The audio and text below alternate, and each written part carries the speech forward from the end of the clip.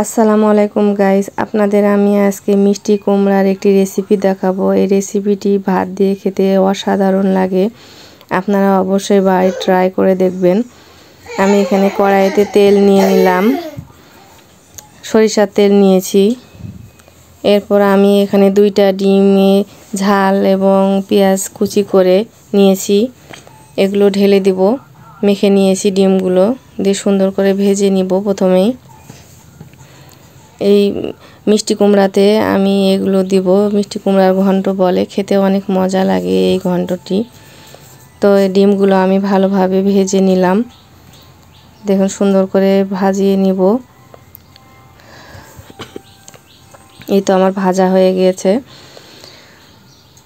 এবার আমি বাটিতে তুলে নিব।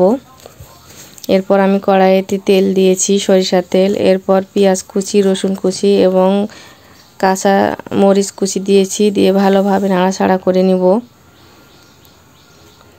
দিয়ে এরপর আমি এখানে 2টা তেজপাতা দিয়ে নিব।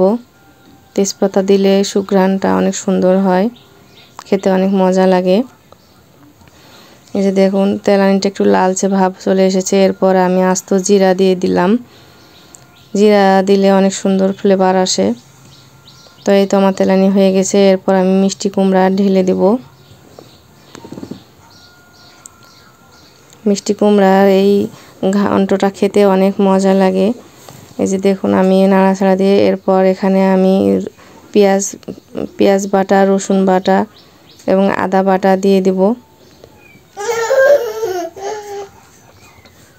আমি দিয়ে দিলাম এখানে। এরপর হলুদের গুঁড়া, লবণ এবং ঝালের গুঁড়া পরিমাণ মতো দেব। পরিমাণ মতো আপনারা আপনাদের স্বাদ মতো দিয়ে নেবেন। আমরা একটু ঝাল বেশি খাই, যেন ঝাল একটু বেশি দিয়ে দিয়েছি। তো রান্না শিখতে শিখতে সবারই একটা অভ্যাস হয়ে যায়। আমিও রান্না আগে পারতাম না, কিন্তু সব কিছু শিখে নিয়েছি। তো এই ভর্তাটা আমার মা চাচিরা বানাতো। ঘন্টটা অনেক মজার একটি ঘন্ট। অনেকে মাছ দিয়েও বানিয়ে রাখে। তো আমার ডিম দিয়েই ভালো লাগে খেতে, এই জন্য আপনাদেরকে ডিম দিয়ে রেসিপিটি বানিয়ে দেখাচ্ছি। এরপর আমি সিদ্ধ করার জন্য ঢেকে দিলাম। এই যে দেখুন আমার সিদ্ধ হয়ে গেছে কিছুটা। এরপর আমি ডাল ঘন্ট দিয়ে ভালোভাবে চারদিকে ঘেঁটে নেব। বিলাতিটা, মিষ্টি কুমড়া দেখুন আমি ঘেঁটে নিয়েছি, কারণ ঘেঁটে না নিলে এই ঘন্টটা ভালো লাগে না খেতে, মিষ্টি কুমড়া।